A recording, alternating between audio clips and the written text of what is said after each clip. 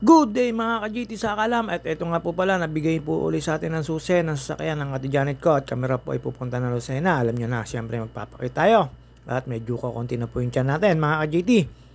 At ayan po, siyempre ang punta namin Lucena at may bibili lang daw po. Dinaanan ko po sila sa tindahan, si Kemo at si Ate Janet ang kasama ko. Hindi po sumama si Ate Monet, gawa ng busy po. At syempre, birthday ni Nanay Aida. Happy birthday, Nanay Aida. Diet po ako, kaya hindi ako kumain. Tsaka may kakakain ko lang. Happy birthday po, Nanay Aida, sa mga kakilala ko po dyan. Shoutout po sa inyo. Pisan Kadyo Bernard Jansil, kay Sir Gilbert Aguirre, tsaka kay Miss Aguirre, kay Elvis Buwalagaya, kay Jason Membrot, kay Soiti Manalok, Edwin Inolba, kay paring Anoy, Arnold Dabier, kay paring Eugene Palentino, at kay paring Joseph Katabang.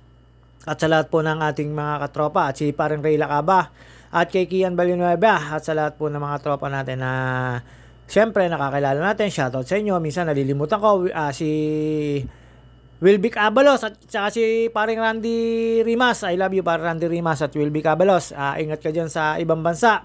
At yung mga tropa natin dyan, shoutout sa inyo sa mga tropa natin nandyan sa ibang bansa. At dyan po, dinaanan ko lang po si ate at dumaan kami ng papuntang Los Baños. Siyempre, kumaliwa kami dyan at dumaan po kami doon sa pinakamabait at friend ni Ate Janet na mayor, kay Mayor Osel, na napakagaling po dito sa Kalawan. Diyan po kami dumaan. At tapos po, dumaan kami papuntang Wawa, Balayhangin, simbahan ng tawag dito ng Kalawan. At bumili po kami doon ng pinya. At siyempre, sabi ko kay ate, bumili na para hindi na... Kasi pagbalik namin, medyo gabi na at hindi na namin naabot ang bukasyon. At yun nga, hindi na namin naabot ang bukas. Siyempre, ang dadaanan po namin dito, puro bypass. Bypass Chaong, bypass Candelaria, bypass Sariaya. Yun po yung mga dinaanan namin mga ka-JT. At dito po, siyempre, sa Kalawan, dami po tayo lalampasan dyan. Hindi ko na po alam yung mga baryo-baryo dito, pero damaan kami ng papuntang San Mateo, Wawa, tapos sa may papuntang Panasonic kanan, sa may papuntang Riles, yung likod po sa kabila po ng Bangko de Oro dati mga ka-JT. At dito po, ayan, kabaan pa po ito ng Kalawan, hindi pa po kami nakakalampas dyan. Tapos dadaan po kami doon sa tutumbukin nito. Ang dadaanan nyo po ay papuntang Kalawan mismo. Pagdating po doon sa may simbahan, kanan lang po kayo, tapos slide kaliwa kasi papunta po yung dumiretso kayong kanan, papunta po Mabakan yun, papunta pong shortcut ng Los Baños yun. Ang labas nyo po ay Tarangka. At dito po mga ka-JT, syempre, dire-diretso lang po yan. Napakaganda na po ngayon ng Kalawang. Tsaka sa gabi po, kitang-kita po yung kalsada na yan kasi may mga cut eye dyan, yung nailaw na may sensor mga ka-JT. At dito po yan, wala po kaming traffic na kasi Sunday po ngayon at June 22, 2025 mga ka-JT. At usapin po ngayon kung makaka-cancel ba o hindi ang botohan ng mga barangay. Hindi ko po alam kung anong plano ng ating mga namumuno. Kahit naman sino po masunod, wala rin po mangyayari. Ganun pa rin po buhay natin. Para lang tayong nakikipaglokohan sa balita. Pero joke lang po yun, mga ka-JT. At dito po, ayan, makikita nyo po yung pinya na yan. Kanan lang po tayo, straight kaliwa. Papunta na po ng San Pablo yan. Daan po tayo ng Balayhangin at yung papanik po ng Wawa, papunta po doon sa may bilihan ng ube. Dito po, tumigil lang po kami pansamantala. Gawa po bumili po kami ng pinya. Tapos nagpabili po ako ng juice, blender juice kay ate, pineapple. At dyan po, nakita nyo naman po yung mga parada po ng mga parang nasa gitna na po. Pag nasagihan mo, siyempre, ikaw pa may kasalanan, kaya iwas-iwas na lang po tayo. Nakita nyo naman po mga ka-JT, dire-diretso lang po yan. Tapos pagdating po sa dulo niyan, kanan lang po kayo. Papanik na po ng Balayhangin niya. Papunta na po dyan, papunta San Pablo po yan. Tatawirin nyo po yung bundok na yan. At after po niya, mga kasakalam, ito na po, meron po tayong sa may Wawa, pababa na po na Wawa, doon sa may papuntang school. Pagkakalang ko po ay Wawa ito. Tapos meron po dito na papasok dyan. At meron po dati na biyahe dyan na jeep na nakakasabay ko dati. Noong dati po, ang jeep namin ay may biyaheng San Pablo, Santa Cruz. Ito po yung nirorota ko dati. Nabiyahe rin po ako dito. Siguro mga 1 taon at kalahati po ako nabiyahe ng San Pablo, Calamba. Tapos Santa Cruz, Calamba. Pero mas gusto ko San Pablo. Gawa ng kabisado ka pa mamasada rito. Tsaka para Los Baños. Hindi ka guys Santa Cruz, nahihirapan po ako. Totoo po yan, namasada po ako. Magkano lang po ang pamasahe noon, mga kapanahon nun. At ang malalakas po makina po nun ay BA1 at saka D30 lang po. Wala pa po yung mga D31, D32 at saka yung D34, yung 4BG1, wala pa po nun yan. 4BA1 lang po talaga, tsaka BC2 ang malalakas po. Yun po yung mga anong jeep ng makina. At dito po mga ka-JT, lalampasan nyo po dati dito yung mga gawaan ng jeep dito. Pero ngayon po wala na po nakikita ang gawaan ng jeep dito. Hindi ko po alam kung nasa na po sila. At pagkalampas ko po doon sa may dating Lawin Motors, Amante Motors. Ito na po yung sa may arko ng tawag dito. Basta ito na po yon mga ka-JT. At lalampas lang po tayo doon sa Balanga ba yun? Balanga ba yun mga ka-JT? Hindi ko po kasi alam kabisado ang mga lugar-lugar dito. At dadaan po kami doon sa may Welcome Quezon, boundaryhan po yung may arko, lalampas po kami doon, may mga checkpoint po. Dire-diretso lang po tayo doon, madadaanan nyo po doon may mga barrier sa gitna, tapos meron po kakainan doon at may maliit na mall, tapos release po mga ka-JT. At doon po, paglampas po no, may papunta po Dolores, tapos papunta po Chaong, tapos bypass Chaong po ang dinaanan po namin. May makikita po kayo doon na may yung may bubuyog na kainan na malaki na favorite dito. Siyempre, hindi ko na po babanggitin. Baka naman, mga ka-JT, doon po may kain ng burger, 2-piece chicken. Basta yun, alam nyo na po yung basta yun ibubuyog po yung doon, nakalagay doon. At dito po, mga ka-JT, papasok na po tayo sa Welcome Quezon. Boundaryhan po ito na Laguna at Quezon. Ayan po yung arko na yan. Pagka po pupunta kayo dito, lagi nyo po makikita yung arko na yan. Yan po talaga yung Tapos paglampas nyo po rito, meron po checkpoint dyan. Pagka after po ng checkpoint dyan, may mga barrier po dyan sa daan na yan. Tapos meron po tulay dyan na nasa ibabaw. Yun po yung expressway. Pagkakalang ko, expressway po yun. Hanggang Santo Tomas. Yun po yung yan at hindi pa tapos siguro pag natapos yan. Ang hindi ko lang po alam kung hanggang saan ang exit niyan. Yung expressway na yan na Calabarzon din po ata yan or basta meron pong meron pong pangalan yan. Hindi ko lang po alam, hindi ko lang po tanda kung anong way yan. Basta yan ay simula Santo Tomas hanggang sa Lucena po ata yan o higit pa po sa Lucena mga ka-JT.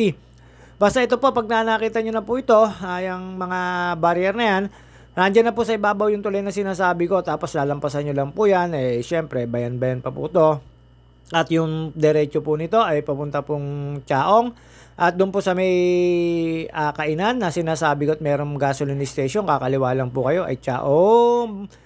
Diversion road po yan, bypass. At yan yung sinasabi ko sa inyo, expressway po yan na maggagaling po ng Santo Tomas papunta pong Lucena. At yan po mga ka-JT, paglampas po namin ng bypass, ito na po tayo sa may papunta rin po ulit tayo isang bypass pa. At ito, kahabaan po nung bypass Chaong, papunta naman Candelaria. Sa papuntang Candelaria naman po, hindi ko kayo pupunta ng bayan, meron po kayo right turn dyan, meron din pong island. Pag kanan nyo po ay papunta naman po ding tawag dito, diversion road. At lalampas po tayo dyan, I love Candelaria po yan mga ka-JT, lampas po tayo dyan sa tulay na yan. Pagka nakalampas na po kayo sa tulay na yan, meron po kayong dadaanan dito, magdaan-daan na rin po kayo. Hindi na po magtatagal, ay kakanan na rin po kayo dito. May makikita rin po kayong island dyan. Basta kahabaan pong ito mga ka-JT, hindi ko po alam kung anong lugar to. Basta nakakasakop dito. Ay boundary yan to ng Candelaria, Chaong to Candelaria mga ka-JT kung papunta po kayo ng Lucena. Or may dito po rin ang daan na papuntang Bicol. At yun nga po mga ka-JT ay ng mga dadaanan nyo. At after po dito, syempre dadaan po tayo ng bypass naman. Candelaria to papuntang, ayan po, Sariaya. Dalawang bypass po dito, ayan kakanan lang po tayo dyan. Dire-diretso lang po ito mga kasakalam. Pagkanan nyo po dyan, ayan na po yung diversion road na galing Candelaria papuntang Sariaya. Dire-diretso lang po ito, meron po kayo makikita parang island dyan. Diretso rin po kayo, tawid po kayo kasi dun po sa may island. Pag kumanan kayo, papunta naman po San Juan, Batangas. Pag kumaliwa naman po kayo, papunta naman po ng Candelaria Town proper. Pero pag dumiretso po kayo, papunta naman po ng Sariaya National Road. Lalampas lang po kayo doon, tapos may pamilihang bayan. Pag nakita nyo po yun, lalampas po kayo ng Lutukan. At ito po mga ka-JT, siyempre diretso lang po yan, makakadaan po tayo dyan. At yun nga po, paglampas nyo po doon sa diversion road na yun, dire-diretso lang po tayo dito, National Road na, kahanapin nyo na lang po. At paglampas nyo po doon sa pamilihang bayan ng Sariaya at lalampas po sa may boundary ng Sariaya to Lucena, ay malapit na po yan mga ka-JT. Ayan po yung sinasabi ko tuloy sa inyo. Pag nakalampas na po kayo dito, malapit na po yung diversion road ng Sariaya. Pero pagkakalang ko, Lucena na rin po nakakasakop dito. Basta yan ang labas naman po nito ay diversion road na manggagaling naman po sa may Gisgis San Juan. Yun nga po, yung mga galing po doon na meron pong diversion road dito mga ka-JT. Siyempre, lampas lang po tayo sa Lutukan dyan. At hanapin na lang po natin dyan yung diversion road na sinasabi ko. Na labas doon, parang sa Arias ba yun? Hindi ko po alam kung ano sa Lucena yung Arias na yun. Basta yun yung meron po doon na tower.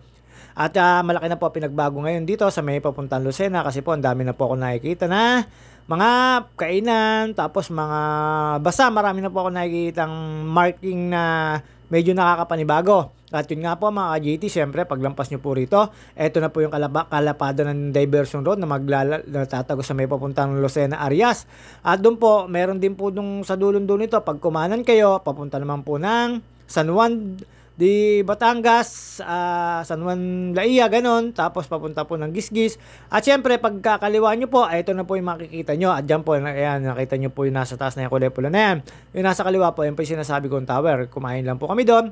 At dumiretso lang po tayo doon. Pagkadiretso ko po, yung dulong-dulo rin po, right turn kayo. And dead end. Ito na po yung dating old road ng Lucena. Ito po yung National Road. Ganyan po kalapad na. Tapos, syempre, hindi naman po tayo dadaan sa may ibabaw kasi meron na pong daan dito nang gagaling sa ilalim, mga ka-JT. Hindi na po kayo maliligaw. At hindi na po kayo papanig sa taas. Sa taas po kasi may crossing dati. Ngayon, hindi na po. Nakatulay na po yun. Tapos, meron na pong daan sa ilalim. At ito po, pagka nakita nyo na po itong kalapado na to, nasa National Road na po kayo. Papunta po to ng Bicol, Pagbilao, basta Timonan, tong way na to. At hindi naman po kayo maliligaw dito, napakalapad po nito. Dadaanan nyo po rito yung pati yung naglampas po ng sa may underground tulay na daan. Underground nga ba tawag doon? Basta underpass o ano man na daan na kalsada rito.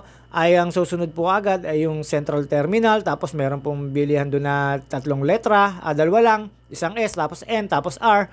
Tapos pag sa kaliwa po, dadaanan nyo po yung munisipyo na bago. At ito po yung sinasabi ko sa inyo na matagal na pong gawa to, pero hindi na po kayo dadaan sa ibabaw dun sa crossing. Dito na po kayo, pagka diretsuhan po kayo papuntang Pagbilao, Lucena, Peaceport. May daan po dyan sa may ibabaw na yan. Sa bayan-bayan naman po, syempre, hindi po ako masyado nagdadaan dyan kasi ang dami po lilikuan pagka sa bayan po kayo pumasok. At dito po, doon kayo dadaan sa may papuntang Pagbilao, yung lugar na yon. At syempre, pagkadaan nyo po doon, pagkakanan nyo po, pagka U-turn, pabalik naman po dito ng bayan, makikita nyo po yan. 2 letra na yan, na kulay blue na yan. At pag nakita nyo po yan, kaliwa lang po kayo. Pag galing po kayo ng Pagbilao. Pero pag galing po kayo ng Lucena Town Proper yan, dyan po kayo sa may kabilang sasakyan na yan, doon sa may mga kasalubong. At dito po, syempre, galing po tayong Pagbilao Way. Kakaliwa lang po tayo at after po nito, dadaan lang po kayo doon sa sementeryo. Pagkadaan nyo po sa sementeryo. Pag nakita nyo na po itong mga to, makalampas ng Riles, ay nalalapit na po kayo. Sigurado po yan. Tapos pagpasok nyo po rito, mga ka-JT, ingat-ingat lang po tayo. Kasi marami pong natawid, marami pong bike, marami pong naghahanap buhay dito. At pag nakita nyo na ba itong small town na palengke, small town palengke, tama ba yun? Basta pag nakita nyo na po ito, papasok na po kayo ngayon dito. Ayan na po yung pinaka-arko ng Dalahican Peaceport. Pagpasok nyo po dyan, sa may harap ng Petron, kailangan nyo pong pumasok at magbayad ng 50 pesos per head. Yun po yung pinaka nila, bibigyan po kayo ng ticket, tsaka bibigyan po kayo ng ID na isusurrender nyo sa guardian. Pero dito magbabayad muna kayo ng 25 pesos. Ayun po yung babayaran nyo rito. At after po nyan, makabayad kayo sa may parting kanan. Siyempre, pipila po kayo at papasok po kayo mga ka-JT. At yun nga po, hindi na po ako nagpabayad kay ate. Si Kemot, si ate mo, Janet na lang po yung nagbayad. Kaya nasa sakyan lang po ako.